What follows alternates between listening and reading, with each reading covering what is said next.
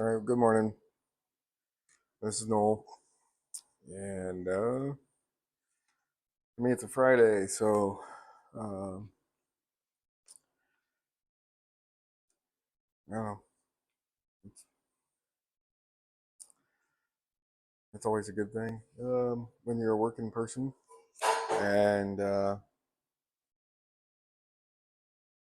when you're a working person and don't work weekends also.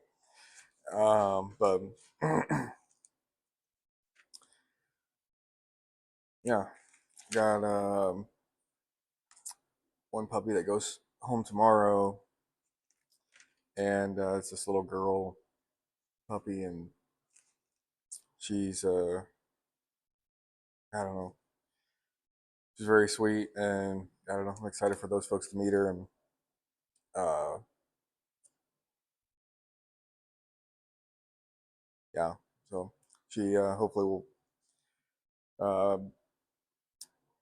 get everything accomplished so she can be a facility dog at a memory care place. And I don't know, that'd be really cool. Um, yeah. So today we're doing Matthew 27 and 28, and that will finish up Matthew, first book. Um, so we're gonna jump right into this, and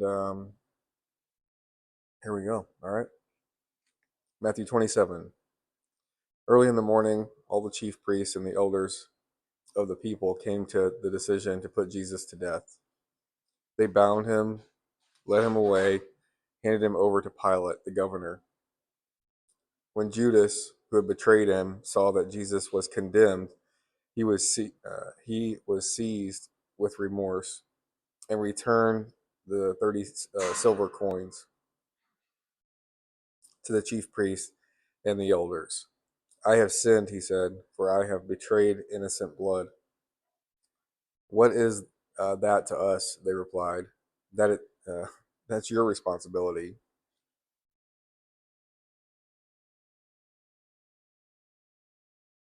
I tell you what, man, these Pharisee jokers, it's just unbelievable.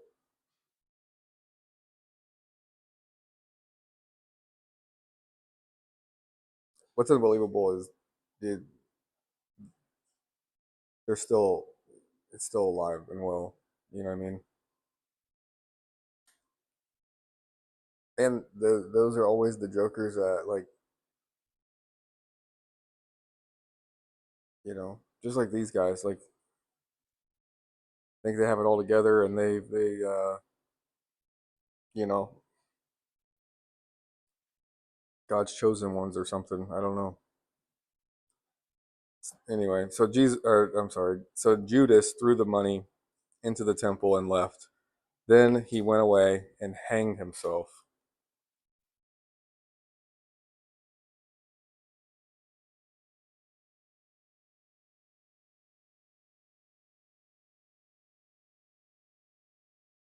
The chief priest picked up the coins and said, "It is against the law to put this into the treasury, since it is blood money." So they decided to use the money to buy the potter's field as a burial place for foreigners. That is why it is called the field of blood to this day.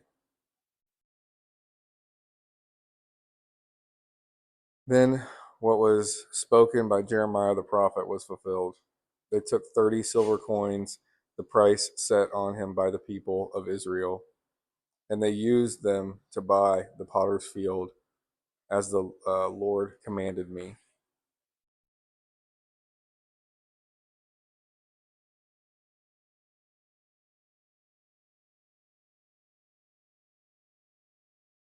Okay.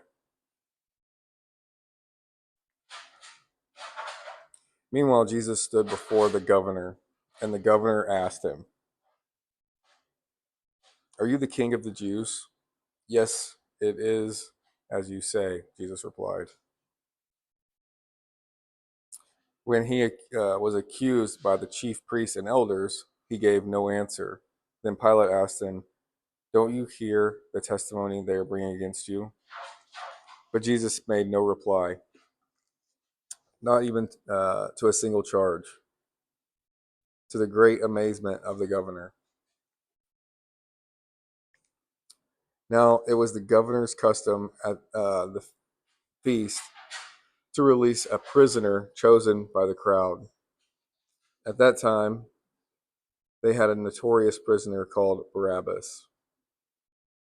So when the crowd had gathered, Pilate asked them, "Which one do you want me to release, uh, Barabbas or Jesus, who is called the Christ?"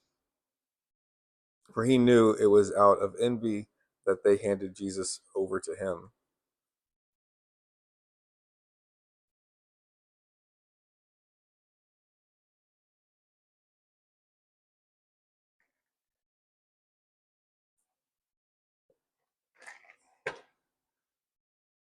While Pilate was sitting on the judge's seat, his wife sent him a message: "Don't have anything to do with that innocent man, for I have suffered a great deal today in a dream because of him."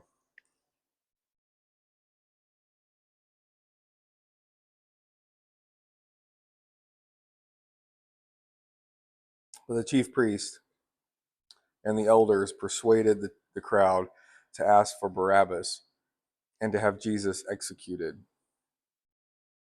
"Which of the two do you want me to release to you?" asked the governor. "Barabbas," they answered. "What shall I do then with Jesus, who is called Christ?" Pilate asked. They all answered, "Crucify him." "Why? What crime has he committed?" asked Pilate. But they shouted even all the louder, "Crucify him."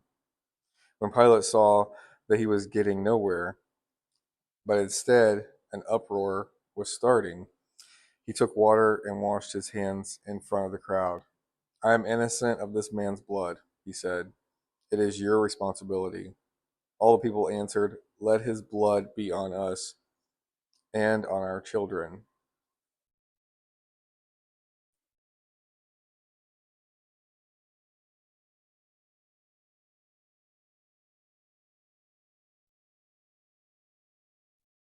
Then he released Barabbas to them. But it, but Jesus, but he had Jesus flogged and handed him over to be crucified. Then the governor's soldiers took Jesus into uh, the praetorium, I don't know, and gathered the whole company of soldiers around him. They stripped him and put a scarlet robe on him, and then twisted together a crown of thorns and set it on his head. They put a staff in his right hand and knelt in front of him to mock him. "Hail, King of the Jews," they said. They spit on him and took the staff and struck him on the head again and again.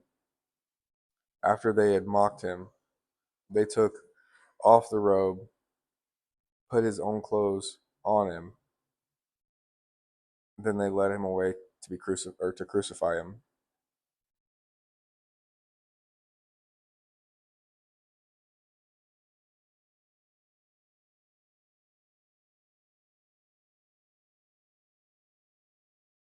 As they were going out, they met a man from Cyrene named Simon, and they forced him to carry the cross. They came to a place called Golgotha, which means the place of the skull. They offered Jesus wine to drink mixed with gall, but after tasting it, he refused to drink it. when they had when they had crucified him, they divided up his clothes by casting lots. And sitting down, they kept watch over him there.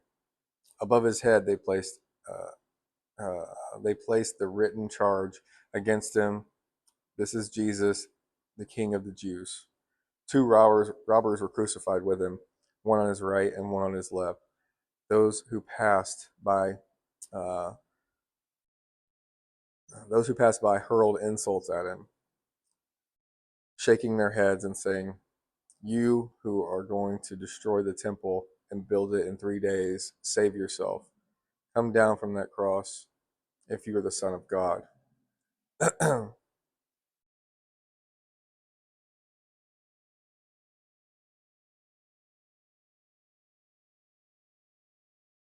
In the same way, the chief priests, the teachers of the law, and the elders mocked him.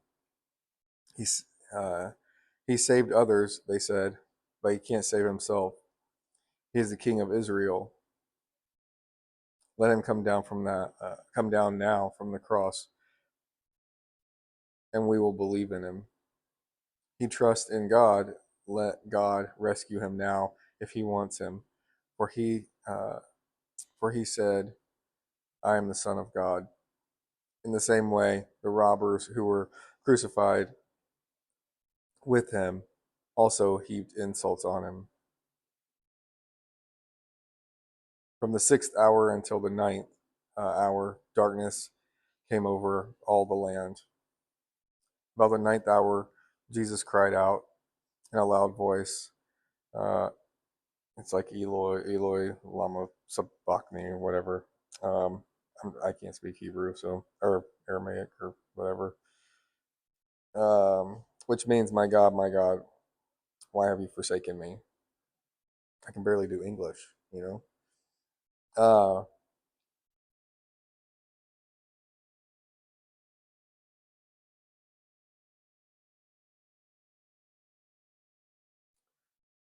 when some of those standing there heard this, they said, "He's calling Elijah." Immediately, one of them ran and got a sponge, filled it with wine vinegar, put it on a stick, and offered it to Jesus to drink. The rest said, "Now leave him alone. Let's see if Elijah comes to save him." And when Jesus cried out again in a loud voice, he gave up his spirit. At that moment, certain, or sorry, at that moment, the curtain of the temple was torn into from top to bottom. The earth shook and the rocks split. The tombs broke open, and bodies of many holy people who had died were raised to life. They came out of the tombs, and after Jesus' resurrection, they went they went into the holy city and appeared to many people.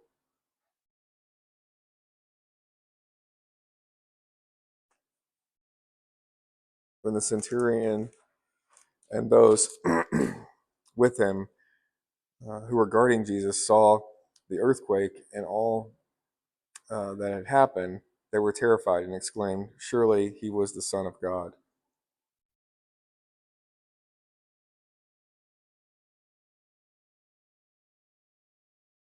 Many women were there watching from a distance. They followed Jesus from Galilee to care for his needs. Among them were Mary Magdalene, Mary, the mother of James, and uh,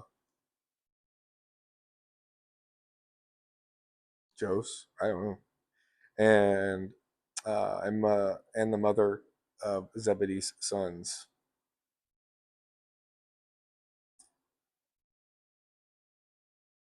I don't think I've ever noticed that in there. Matthew, it's 27:56.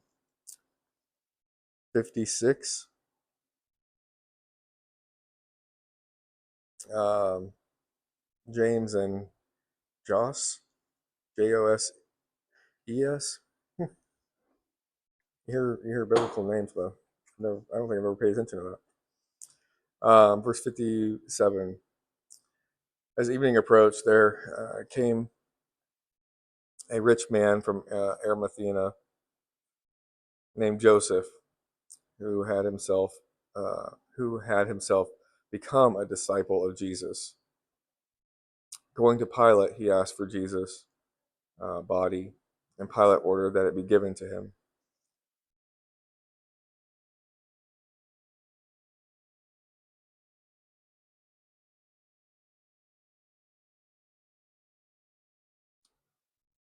Joseph Joseph took the body, wrapped it in clean linen cloth, and placed it uh, in his own new tomb that he had cut out of the rock. He rolled a big stone in front of the entrance to the tomb and went away. Mary Magdalene and the other Mary were sitting there opposite the tomb. The next day, the one after preparation day, the chief priests and the Pharisees went to Pilate. Sir, they said, we remember that while he was still alive, that deceiver said, after 3 days I will rise again. So give the order for the tomb to be made secure until the third day. Otherwise, his disciples may come and steal the body and tell people that he has been raised from the dead. The last deception will be worse than the first. Take a guard, Pilate answered. Go make the tomb as secure as you know how. So they went and they made the tomb secure by putting a seal on the stone and posting the guard. Matthew 28. After the Sabbath at dawn, on the first day of the week, Mary Magdalene and the other Mary went to look at the tomb. There was a violent earthquake, for an angel of the Lord came down from heaven, and going to the tomb, rolled back the stone and sat on it. His appearance was like lightning, and his clothes were white as snow.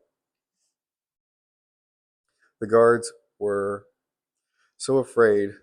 The guards were so afraid of him that they shook and became like dead men.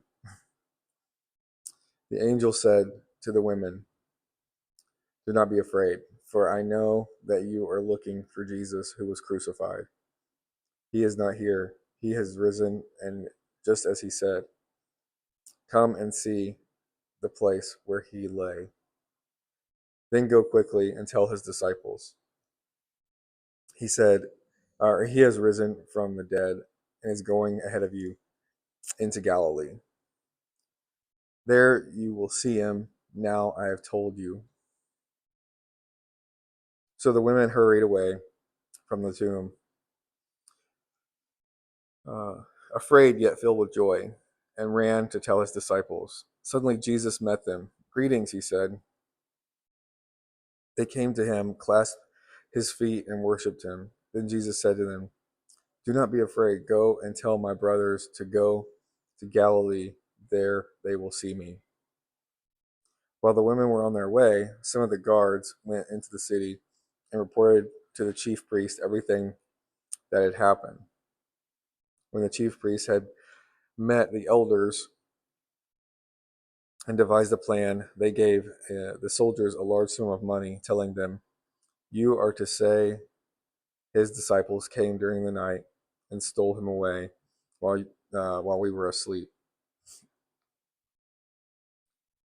If this report gets to the governor, we will satisfy him and keep you out of trouble. So the soldiers took the money and did as they were instructed. And this story has been widely circulated among the Jews to this very day.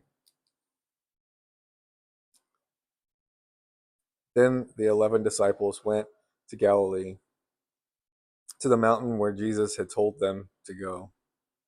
When they saw him, they worshipped him, but some doubted. Then Jesus came to them and said, all authority in heaven and on earth has been given to me. Therefore, go and make disciples of all nations, baptizing them in the name of the Father and of the Son and of the Holy Spirit, teaching them to obey everything I have commanded you. Surely I am always with you to the very end of the age. That was Matthew. That was, whew,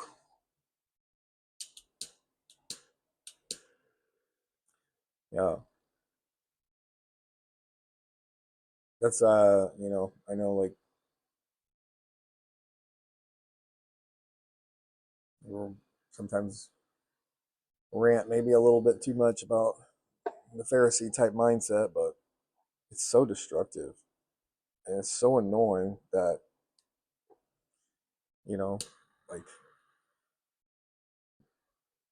they're so just wrong and unloving and all that stuff, but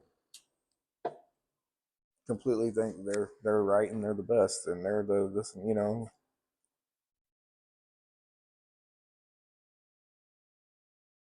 it's just it's unreal. And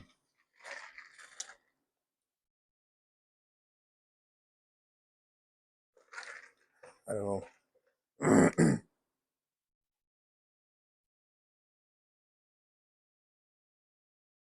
I, yeah, I don't know how that became like. I do know how because we're like sinful humans, but it's ridiculous anyway that you can have these clear stories in here, not stories, just these clear you know uh documentation of facts of certain cases, and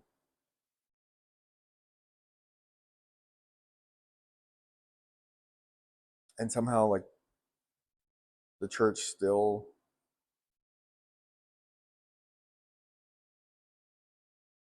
has the same mindset. You know what I mean?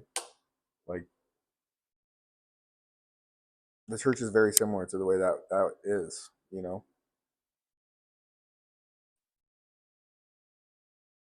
I know we like to think that if Jesus showed up today,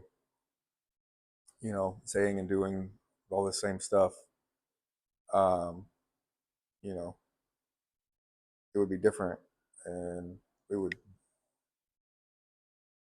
recognize him as the Son of God and all of that, and there's no way that we would act like the Pharisees, the elders of the law at that point, and even just the Jewish uh, folks. Um, I don't know. I just have serious doubts that we would be any different. Uh, you know, it's like they expected Jesus to, you know, save them in the way they wanted to be saved. Like from government stuff and whatever. And then that wasn't the saving that he offered them. He didn't do what they wanted. Didn't do it how they wanted, when they wanted, all that stuff. Then they, yelled to kill him.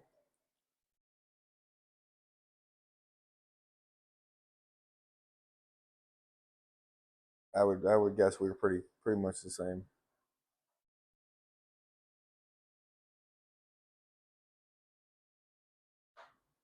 I would guess so.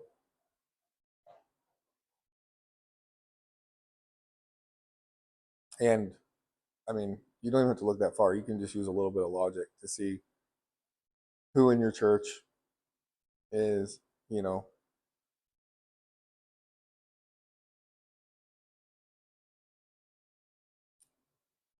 going to be, how do you want to say, maybe the most religiously respected, the, uh, you know, looks nice, looks like it's all together, participates in all the stuff, you know,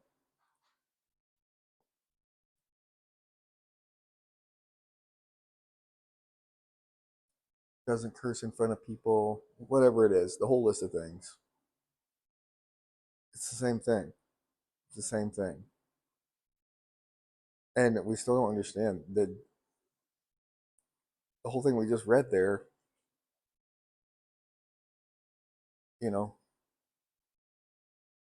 the people that Jesus went and had relationships with and sought after, to help and save and all of that,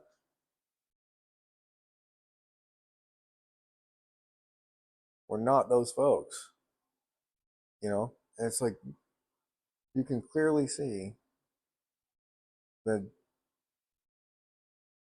Jesus didn't come here, you know, so all your crap looks like it's all together and all this kind of stuff. Like,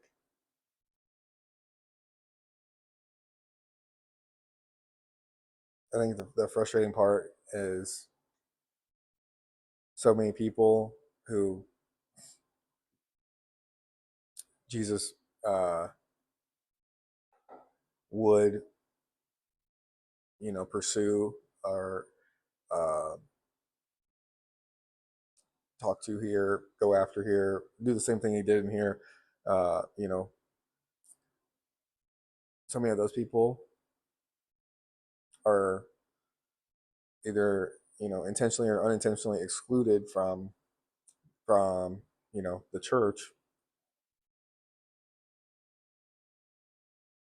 in a lot of places, not always by far, but excluded because uh, you know either you can tell or they'll freely talk about how their crap is not all together. And you know if you go in there and all dressed out in your Sunday best and look like your crap is together, then you're good to go. And it's all fake, sad lie. Uh,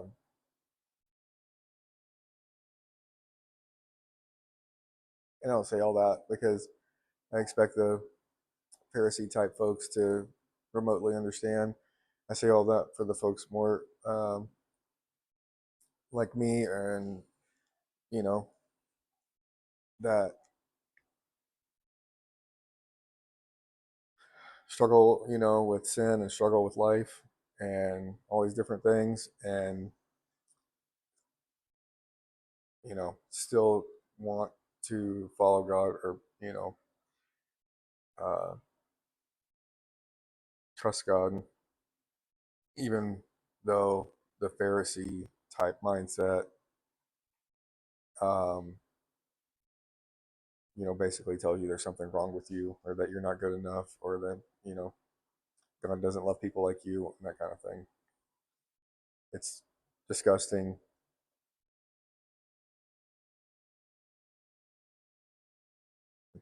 Just it really obviously gets me going. Uh, yeah, that's the other thing I don't think we think twice about in here. Uh, now, we'll obviously see throughout the New Testament, but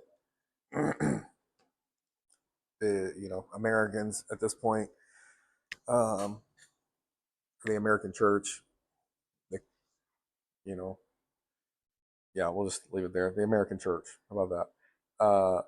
Basically worships the current Israel, you know, ground,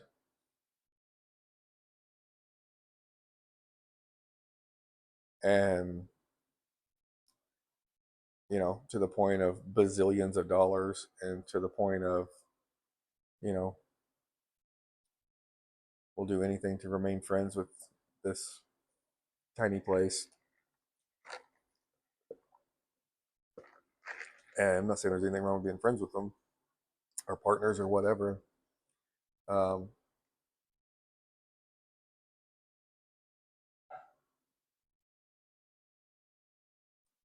but it's foolishness to blindly follow folks just because they, they may have some relation to um, the Israelites of the Old Testament.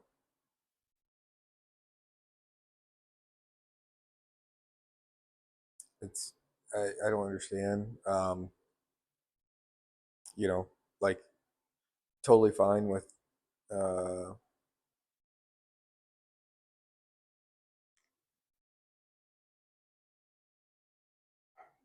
you know, trying to understand how they're related to Abraham and then be forward. But I mean, the reality is the Jews of the Old Testament also you know had their own roller coaster of a time, following God, not following God, following God, not following God. And so you hitch your horse to that wagon, you're doing the same thing. You're following God, you're not following God. Uh, then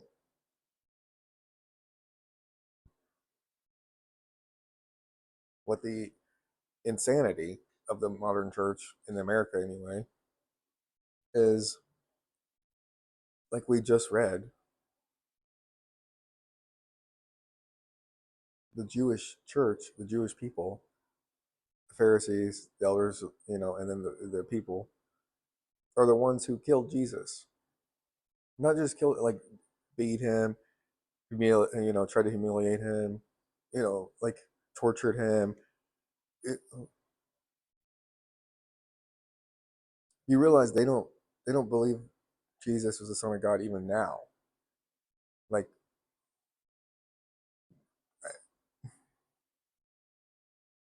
you realize, I mean, like if, again, just like here, if Jesus showed up today in Israel and was doing the same stuff, they would again most likely repeat what they already did to him.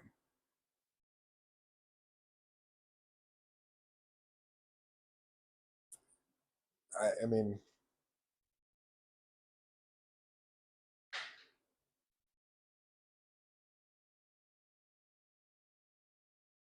can someone? I like. It would be really nice for an explanation of someone to like at some point somebody much smarter than I, but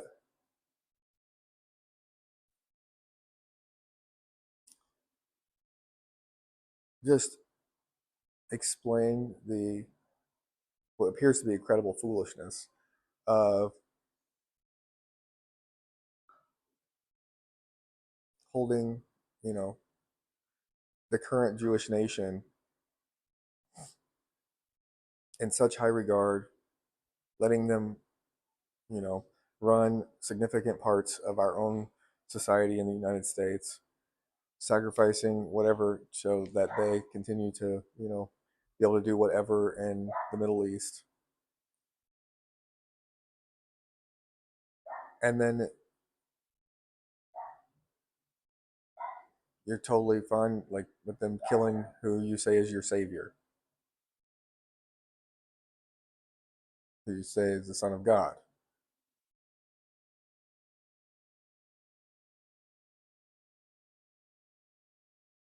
Like, don't worry about that. We're all good now because like there's some similarities between us all because of the Old Testament and this, like, so we're all good.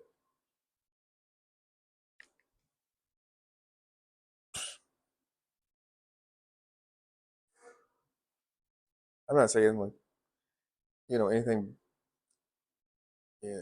bad or this or that. It's like a fact of the matter. Like,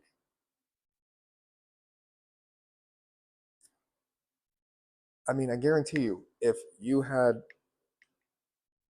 uh, a father or a mother or whatever, and somebody crucified them, regardless if it's been 100 years since then, like you may forgive them, that's fine, but you're gonna still be over here doing your own life, working on your forgiving them, day by day. Not like, sure, come on over and let's eat, and then like I We have no sense. We have no sense to see the evil that's right in front of us. We have no sense.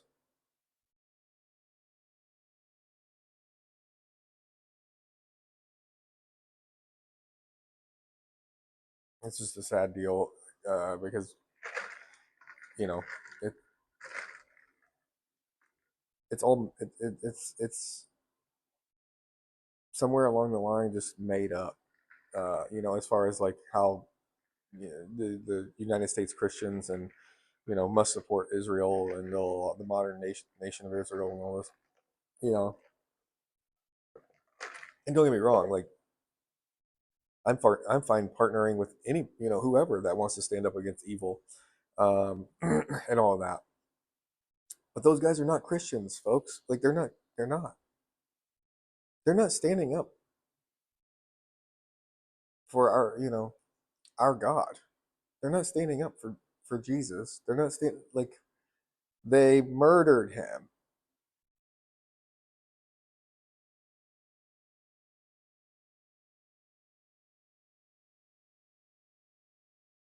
And they would still tell you that he's not the Christ. He's not the Messiah. And they would do it again. Not just them. I understand, like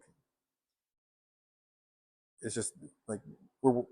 I think the worship a lot of times is placed on the wrong thing, and for some reason, United States Christians like to put a lot of their worship on the modern, Jewish nation.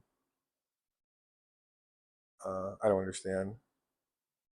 I don't understand it all. But um, just don't be blinded by this stuff, and then a lot of it too is like whatever the TV and the politics and all this crap is telling you. Even pastors, what your church is telling you. I mean, you can get on there and see these pastors that stand up and like we must support Israel, and all this mess. Like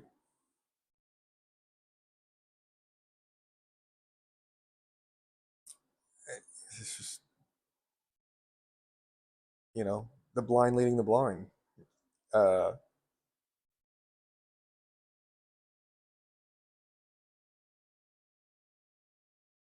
yeah, the incredible foolishness is just unreal. So anyway, I know that's a soapbox and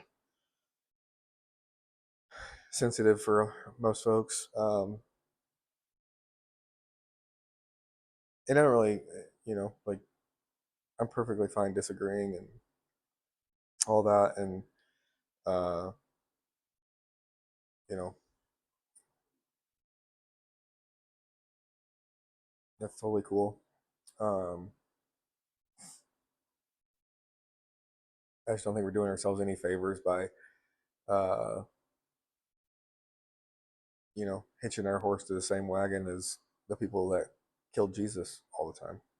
Like just because they're, the Bible talks about, you know, Abraham and all this, we forget the whole reason Jesus came, at that point.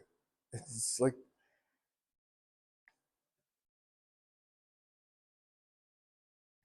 gosh. Anyway, we kind of went off track there. Um, but busy Friday, and like I said, probably going home this weekend and all that, and so it's pretty exciting. And yeah, I think that's about it for today. I'll be back tomorrow, and I'm gonna start Mark and go from there. So you guys have a great day, and I will see you tomorrow.